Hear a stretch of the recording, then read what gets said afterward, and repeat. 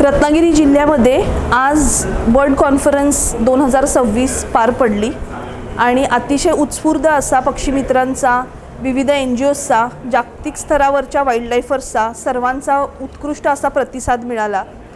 ही bird conference घेण्यामागचा मूळ उद्देश म्हणजे रत्नागिरीमधला बर्ड्स पॅराडाईज।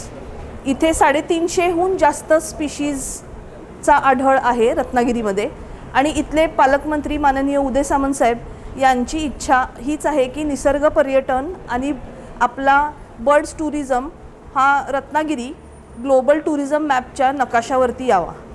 हाच मूळ उद्देश ठेवून जिल्हा प्रशासनाने वन विभागाला मदत दिली आणि आज हा पक्षीमित्र संमेलन यशस्वीपणे पार पडलेला आहे। आजच्या या संमेलनाला खूप सुंदर असे प्रेझेंटेशन्स होते आणि सर्वात महत्त्वाचं म्हणजे धनेश पक्षी म्हणजे ग्रेट हॉर्नबिल याला रत्नागिरी जिल्ह्याचा निसर्ग पर्यटनाची फ्लॅगशिप स्पीशीज असं डिक्लेअर करण्यात आलेला आहे।